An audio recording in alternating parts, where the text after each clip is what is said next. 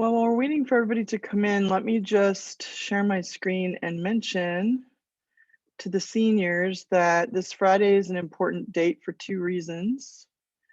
One is that it's cap and gown pickup day. So if you ordered your cap and gown, they posted about it. I'm looking through my Twitter thing. They posted about it yesterday or last night. There's pickup. If you ordered your cap and gown already, then they're going to be available for you to pick up on Friday, 1 to 4. Also remember that this Friday is the deadline for all of the community scholarships, that application for community scholarships that you can find on your portal. That is due at noon, and then they close it. So make sure that you get to that sometime before noon on Friday. What other announcements did I want to make? Oh, the midterm exams and the essays. The essays should have come in on Sunday. So I'll be looking at those. The midterms, I'm getting ready to grade those. I think they should be done by Friday or Saturday. And then I'll start working on the papers. So I'm hoping that by the time I see you next time, which will not be this Thursday, I'm here in Michigan still with my family. So I'm taking sick days this week.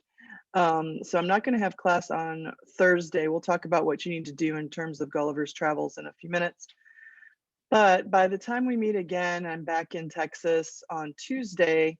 I should have your essays done by then. So I'm hoping that everything will get caught up in the next week or so. In the meantime, you have a discussion that's due, and we'll talk about that toward the end of the period. But just so you know where things are with that. The midterm takes a long time to read. It's all written. So I have to go through and give points for each individual question, and that takes a while. So those should be starting to come back toward the end of the week. Any questions about any of those? I think I'm looking in the chat. No? All right, well, today I want to go through 18th century literature. This unit is about 17th and 18th century literature, and I already did an overview of the 17th century stuff, but there is a big difference really between the 17th century literature and the 18th century literature. So even though they're in a unit together, I wanted to give a little overview of 18th century literature so that you can differentiate between them, say on your final exam or something like that. So I want to go through a bit of a slide presentation that I have for 18th century literature, and then I'll talk a little bit about Gulliver's Travels. You should have read to page 2418 for today. That's the first part of part 1. We're going to be reading all of part 1, which is the voyage to Lilliput. There are 3 other voyages in the text. It's a novel, but we're only reading part 1. So in today's notes, I'll go over what basically happens in the other sections, just so that you're not clueless. But you do need to finish reading all of part 1, since we're not meeting on Thursday, by Tuesday. So you can see I put on Tuesday the 30th, the calendar, on the calendar that says on that day, we'll go over the study guide. So if you haven't finished reading the very beginning part, the first 2 chapters of part 1, or whatever, you need to catch up so that by next Tuesday, anything from the study guide that you want me to talk about, you can kind of isolate that and let me know, and I'll go through the study guide with you before I move on to our next unit, which will be the Romantic period. So I'll be doing those 2 things next Tuesday. But today I do want to get you on a good footing with Gulliver's Travels. So that's why I've got my friend Lemuel Gulliver tied up in the back there. And I have some notes for you. I also want to talk a little bit about discussion topic 5, which is due on Friday. So any questions before we get started with all that? Anybody? Okay. You can find the slideshows that I'm going to use today in the section in this unit called Other Materials. I usually add all the things in there. So I'll be doing these 2 slideshows today, the 18th century British literature, slideshow, what's different about this time period, what's different about the literature from this time period, and then a little bit of a few terms that I want you to associate with um, Gulliver's Travels. And then I have some images from book one. We have a lot of images of Gulliver's Travels because a lot of times it's perceived as a children's story.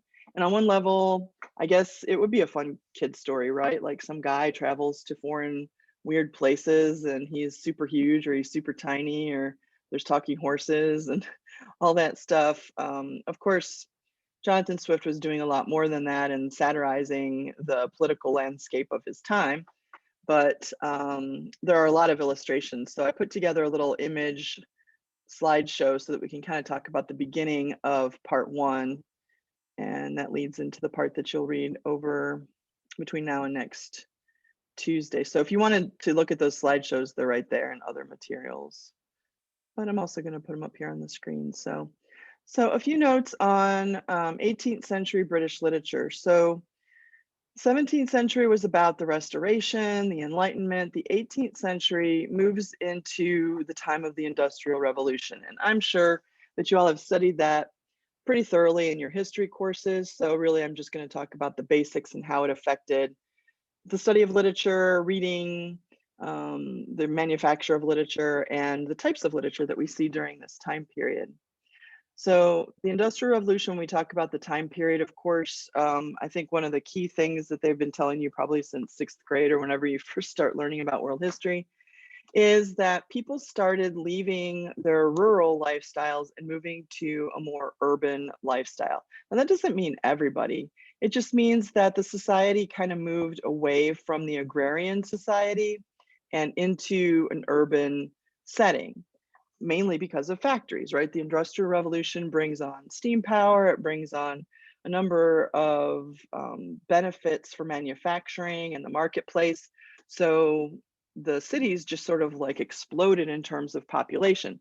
Now that caused a lot of problems, poverty and child labor, and a lot of other really serious social issues.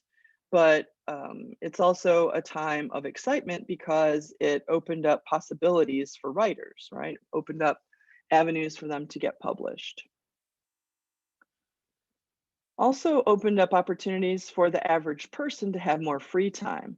If you if you have a factory and machines are doing your part of your work, then you have more time on your hands. So there are more people with like hobbies and time to indulge in the arts and that sort of thing, especially in the cities, because if you live on a farm, your existence is pretty much sun up to sundown work, trying to survive and get your crops to market or harvest them for yourself. And you don't have time to learn how to make art or appreciate goods in the marketplace and things like that. So in the cities, people had more opportunities to do that. Also, there's more of a variety of printed works. We see more and more people reading, and maybe that's something that you've seen all the way since the beginning. When we were talking about Beowulf, they didn't even have a written language. And then we moved to the Middle Ages where only a few people were literate or could even afford a book because they were sort of hand copied. And we've moved through, and now we have an even more literate society moving into the 18th century. So there's more variety of works to sort of appease the different styles that people would like, and also some creativity and some new types of writing that we'll talk about when we get to the literature part here in a minute. Also, just a reminder that this is when we start to see more of a global economy. Up until the 17th, 18th century, we really didn't see tons of trade. But at this point, all those trade routes are opening up. The slave trade is opening up. And so there's a lot of exploration that happened in the previous 2 centuries. So there are well-established trade routes at this point, which means that the economy is larger. You need more goods, the marketplace is more broad, people are traveling more, and so on. So there's that opening of the global economy. In terms of society, there are some shifts into the 18th century. One is the expectation of a more polite civilization. You could argue and say, well, that happened back in the Middle Ages. We saw chivalry. And that's true, but chivalry was really only expected of the upper crust, right? The lords and the ladies and the royalty. And so this ethos of politeness is something that we see more and more in society, the expectation that everybody can have manners, that everybody can, use a napkin or open a door for somebody or, that kind of thing. So there's a slightly more, um, I guess, conscious society about how we're treating each other.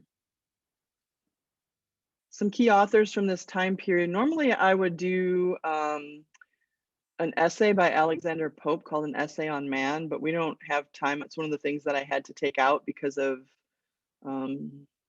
Winterpocalypse.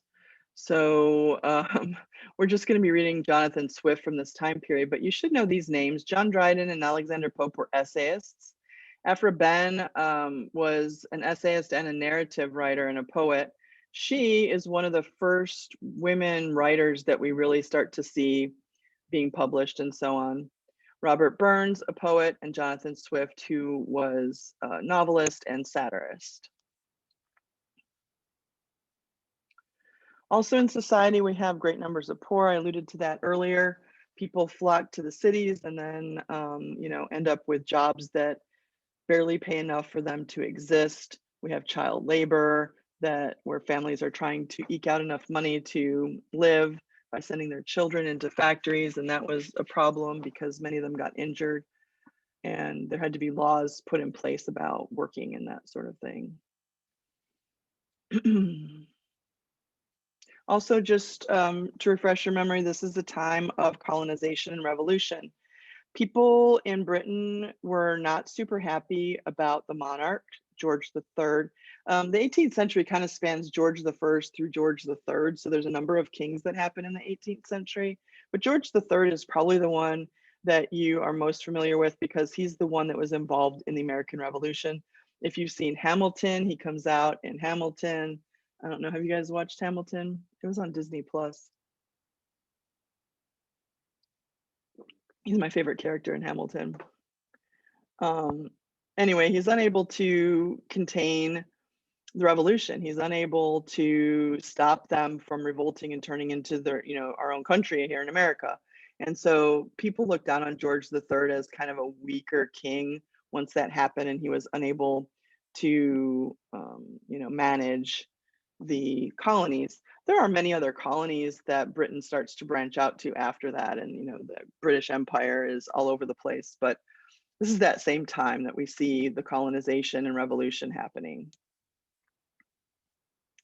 I popped a couple of quotations from the textbook into this slideshow because I felt like they were kind of crucial points.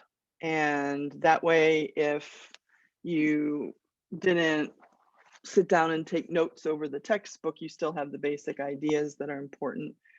One of them is this: in the last decades of the century, British authors would be torn between two opposing attitudes. This is kind of like closing out the end of the 18th century.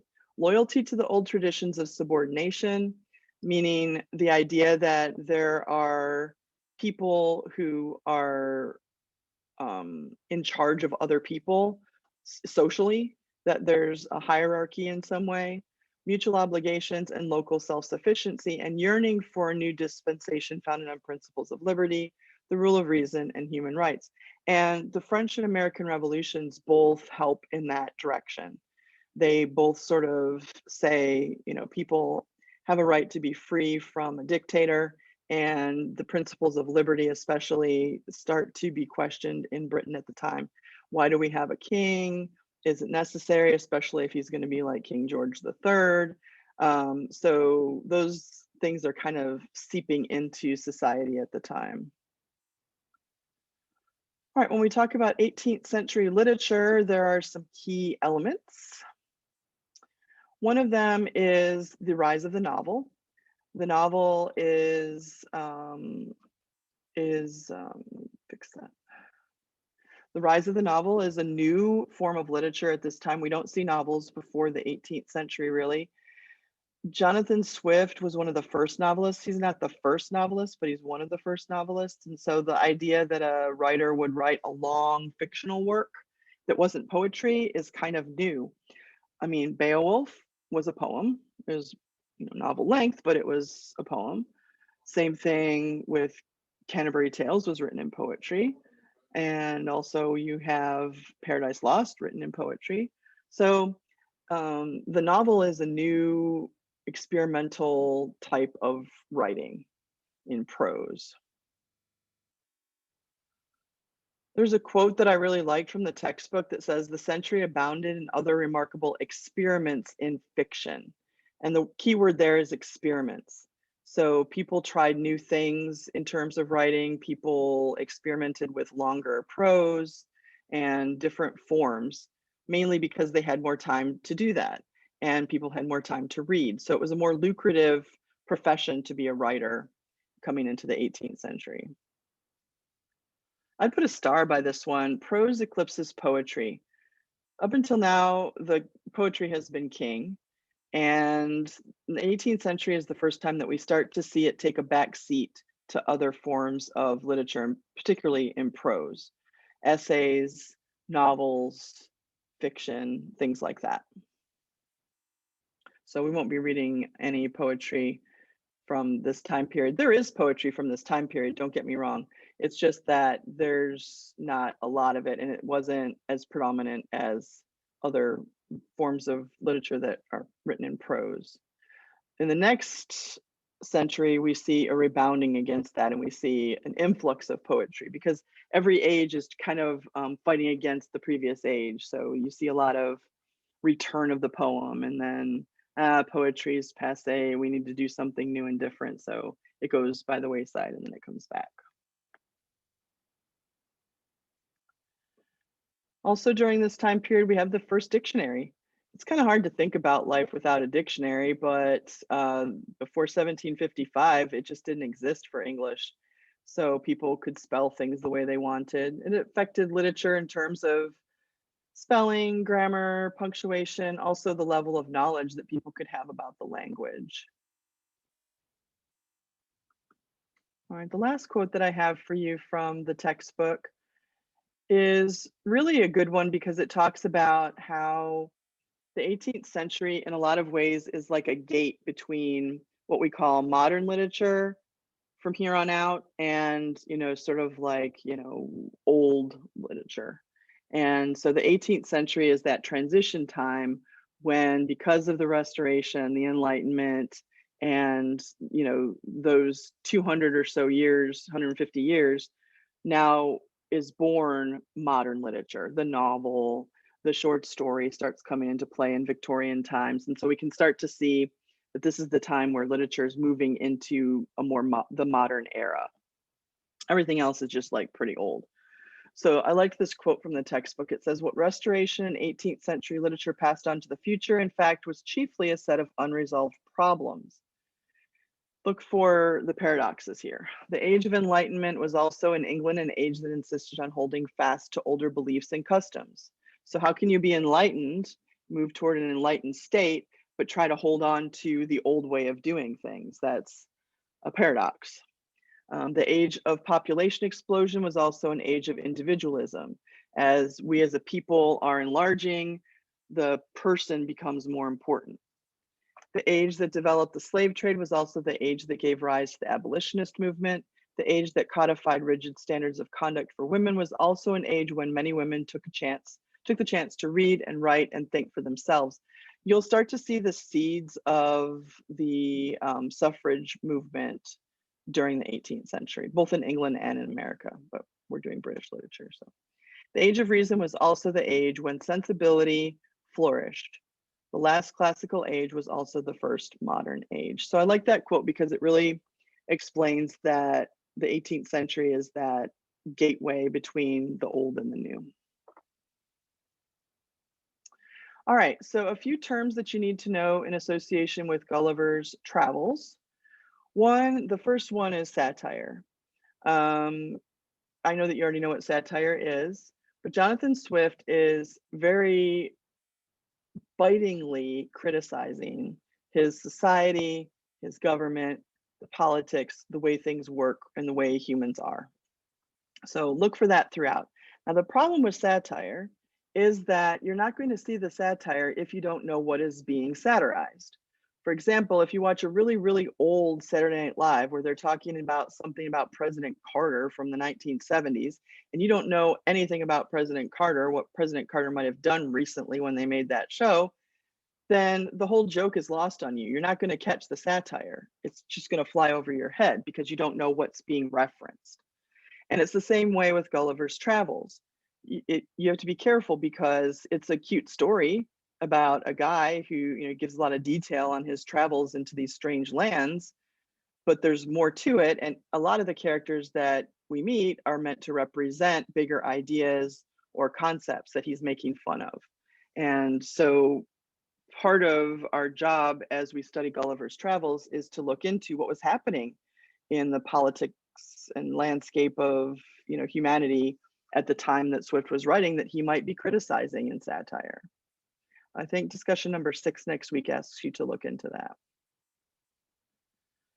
Relativism is another term that sounds fancy, and it's not just in Gulliver's Travels, it's just a term that we associate with Gulliver's Travels because it's about perspective. And literally, it's about perspective because in the very first part of Gulliver's Travels, he goes to Lilliput. He is, shipwrecked. They have a terrible storm. He gets blown off course and he ends up in a place where all the people are like 3 inches tall.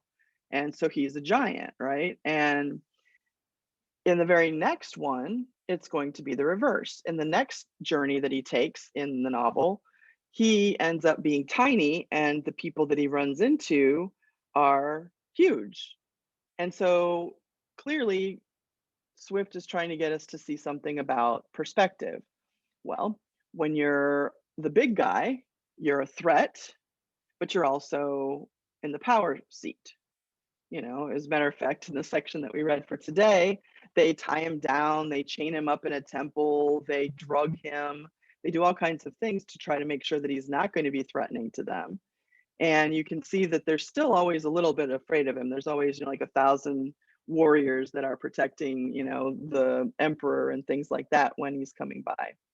So perspective is powerful. When you go to another place and you're the tiny one, now you're the vulnerable one. And in fact, in that next section of Gulliver's Travels, there's a little girl that takes him and keeps him in her pocket, and she's imprisons him in the pocket because she thinks he's like a little doll and she likes to play with him.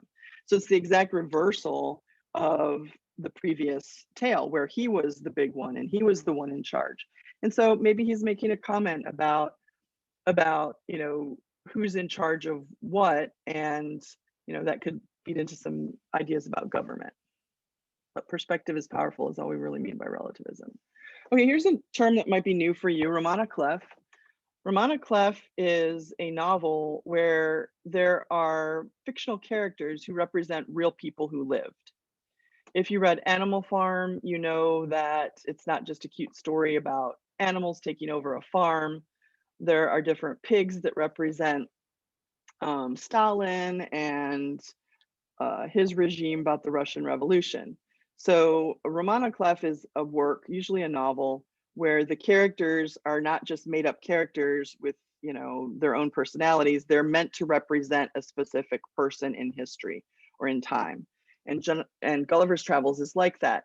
The character, there's a treasurer in Lilliput. I think it's in the next part of your reading from part 1.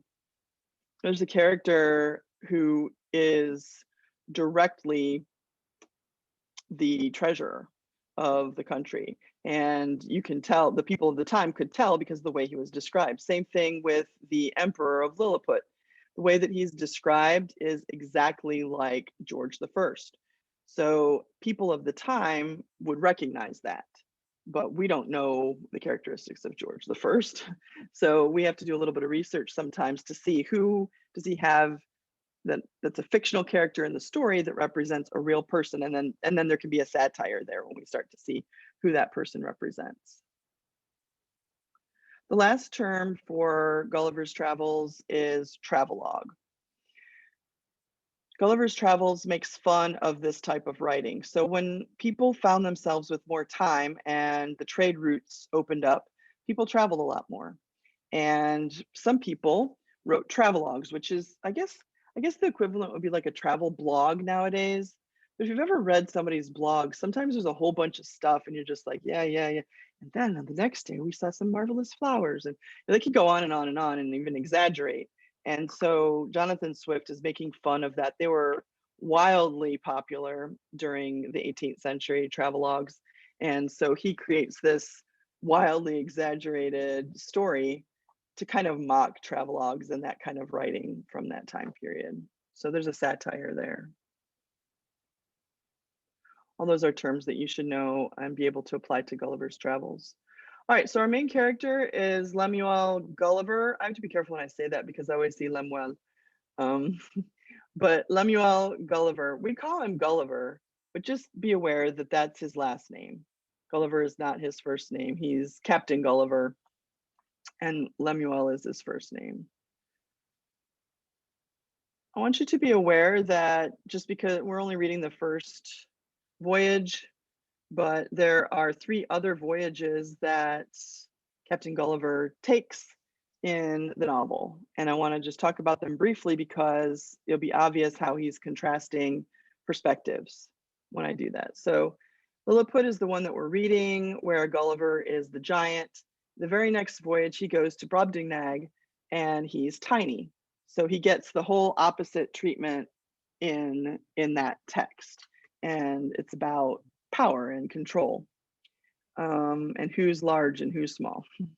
Then he goes to Laputa. I know what y'all are thinking, you Spanish speakers. You can see right through this computer. Um, in Laputa, he goes to a couple of other areas, but all of these people have one thing that's a problem, and that is that they're intellectuals, and so they let their entire bodies go, and they live only in an intellectual world. So they do things only for the pursuit of their intellect that aren't wise. And they don't think about, well, what will be the effect if I do this? You know, like science is good, but sometimes you have to say, just because we can do this thing doesn't mean that we should do this thing. And they don't think like that. So they're just living in the world of intellectualism, and that's a problem for them. He travels to a couple different places in that area, so I put the names of them in there. And it's kind of funny because they all have these crazy names: Balnibarbi, Lugnag, Lubjibdrib, and Japan. To them, I guess Japan must have sounded exotic, but he goes to Japan and gets into some real trouble. And then the last voyage is to the land of the Houyhnhnms. They are highly intelligent talking horses, and they're very large. And there are humans that live there too, but the humans are the subordinates, and the Houyhnhnms rule them. And the Yahoos, that's where the word comes from. Jonathan Swift invented it. So that website, Yahoo, is a reference to Gulliver's Travels, FYI. And the Yahoos are like disgusting creatures. They are malformed. The idea is that the horse is the perfect form and the human is some sort of deformed version of something gross that you peel off the bottom of your foot. And so the perspective shifts there too, because what happens in Jonathan Swift's society is man rides on horses and uses horses as beasts of burden in the field, and to pull wagons and all that stuff. And it's the reverse in this land. And Gulliver spends all this time trying to convince these horses that Yahoos can be intelligent. Yahoos are humans. They can be intelligent and are deserving of respect, but the horses ultimately reject him and say, you're just another Yahoo, and they're nothing. So it's about equal rights and the freedom to have equality in a society and all of that stuff.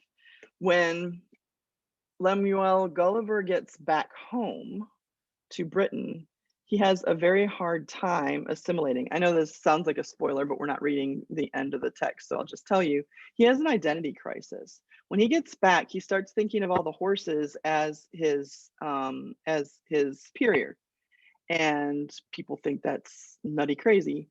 And all the yahoos are just disgusting humans, and he wants to go back. He wants to go back to the land of the Winhams, and he longs for it. And so he has this identity crisis, and he just sort of never really, assimilates back into his own society after all of this perspective shifting that happens. So, are there any questions about any of those notes, any of that background stuff, any of the terms that I presented to you today?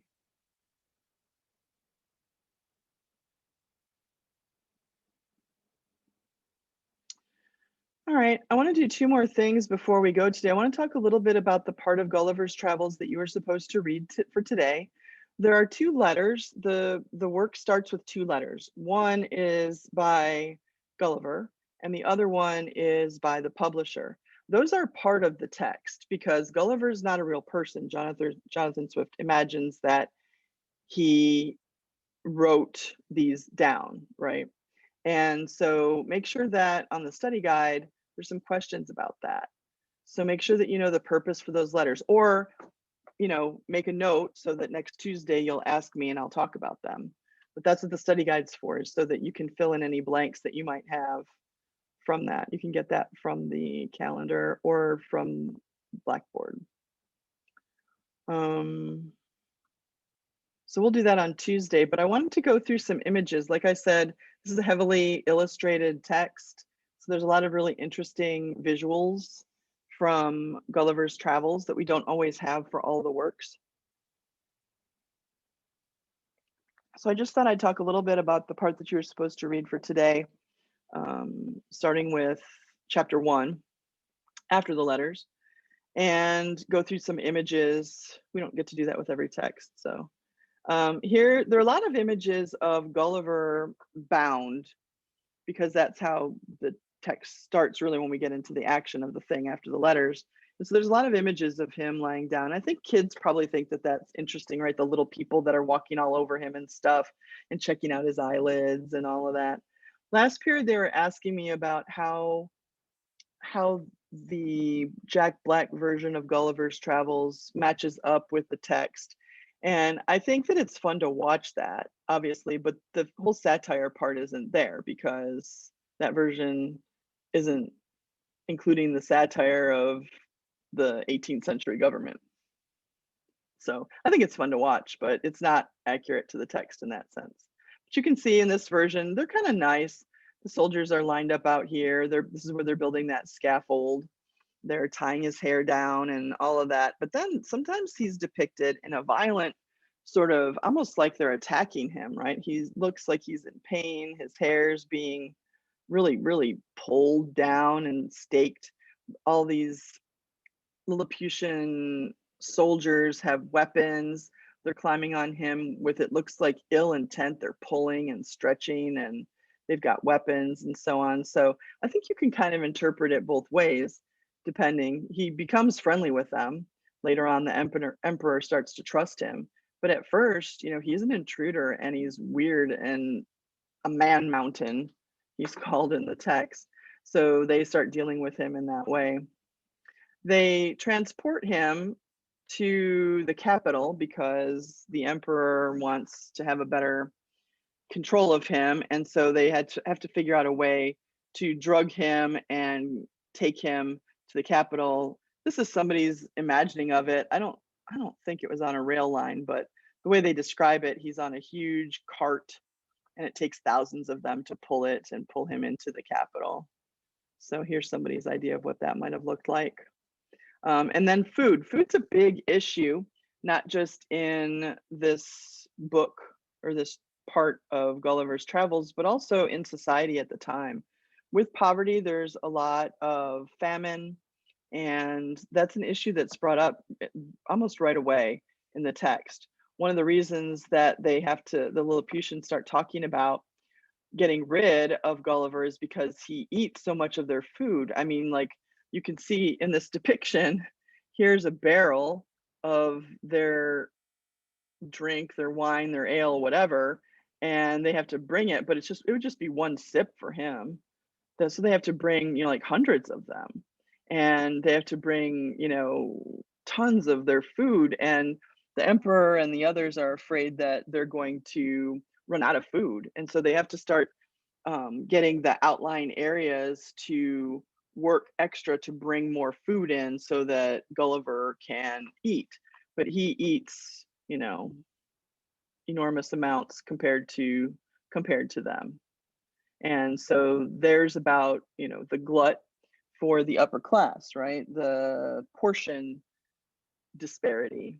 And if you're rich, you can afford to eat whatever you want in whatever portion you want. If you're not, if you're, sort of down on the totem pole, then you have to eat what is available to you.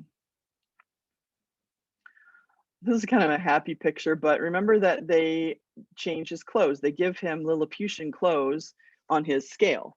And I think clothing is something to watch in the text. He changes clothes sometimes, and usually it's also a change of perspective. So when he changes into their Lilliputian garb is about the same time that the emperor starts to trust him and unchains him from his temple, and he can kind of exist there and move freely in Lilliputian society. And he dresses the part. He puts on their garb. One of the most interesting passages from the part that you read for today is when the emperor insists that they take an inventory of Gulliver's pockets. And it's kind of cute and fun because Gulliver agrees, and he puts the different men in his different pockets, and they take an inventory. And the way they describe everything, it's toward the end of chapter 2. He has a handkerchief, but they call it a rug that would be fit for the grandest, largest room that we have. They find his weapons. He's got a scimitar and he has a pistol, and they don't know what they are. And so there's something there about asking the question, why do you feel like you have to walk around with weapons and more than one weapon? Why do you need a scimitar and a pistol, right? He's also got a comb and a journal and, different items like that. But, the fact that he's in this strange location and these Lilliputians think these items are weird and they've never seen them before kind of makes society question, why do we need those things? When they find his watch, you can see this guy right here is listening to it because they make a big deal about how it clicks. And they've never seen a clock before. So they hear it ticking and they think it's got a heartbeat. And they're like, maybe it's an animal. Maybe it's his God that he prays to. And there's a satire there, right? Because in a way, we are the slave to time. We are, time is our God in some ways. You know what time to show up for your Zoom calls. You know what time you have to turn in your assignment. Every day your alarm wakes you up. And so in a way, time is our God. And so in that way, Swift is trying to make comments about the common things that we keep and what they could represent by creating these creatures who've never seen them before. So they have to inventory his pockets. I just like this picture. I feel like this is later on in part 1 when he's playing with the horse. It looks like a figure, like a toy, and it foreshadows the second part when he's little and this little girl takes him as her doll, and it infuriates him. He says, he's smart, he's intelligent, he was just the biggest guy around in the previous voyage, and now he's Mr. Tiny. And they all think, isn't he cute? Like, so there's a big shift in perspective, and it's about big government and society and control and all of those sorts of things. So I thought that was a pretty interesting image. I don't see anything in the comments. So the last thing I wanted to do today was talk about the discussion that's due this week. The discussion that's due this week is about Paradise Lost. So I want to go to that one. Number 5. So you can go back through your notes on Paradise Lost. The question is Satan in books 1 and 2 a hero or a villain? And I think that you should not decide if Satan the concept is a hero or a villain, but in Paradise Lost, is Milton making Satan out to be a hero or a villain? Find some relevant quotations and explain if you see him as a revolutionary figure. I mean, he does revolt against, complete control. And so maybe we can be sympathetic about his situation. Or do you see him only as somebody that we're not meant to sympathize with, that that he never should have questioned the authority of God, and use some quotations from the text to prove that.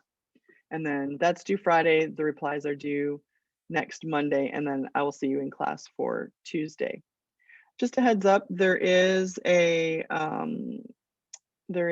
discussion 6 for next week, and it is about Gulliver's Travels. So it says, in what way does Lilliput represent British society? Well, it's hard to answer that if you don't know that much about 18th century British society. Maybe you do. If you don't, I just wanted to kind of give you a heads up on that. I did put some links in here. I found some articles and some things on the web that might help you. It's hard to know what he's making fun of if you don't know what was happening in the government and society at the time. So I'm not saying you have to read all these, but this could give you some background to help you have a good answer to that, now that we're getting down to finishing up Gulliver's Travels. So finish reading part 1. That should take you to page 2444. That's the end of part 1, and that's the end of our reading for Gulliver's Travels. And then look over the study guide. It's linked here. It's also in Blackboard. And kind of come to class on Tuesday with an idea of which ones you want me to talk about from the first section and from the second section. Go through here and see what you would like for me to help you or go over or just talk about for a little bit. And then I'll also start the Romantic period. So I'll give some notes on that.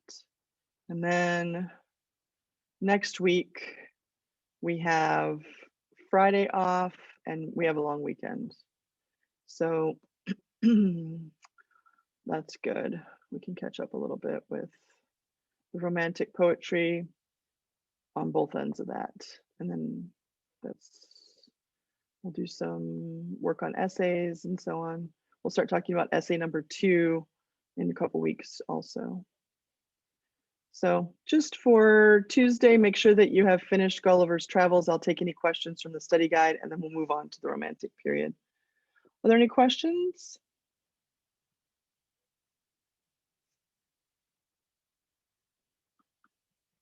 I finished a little bit early today.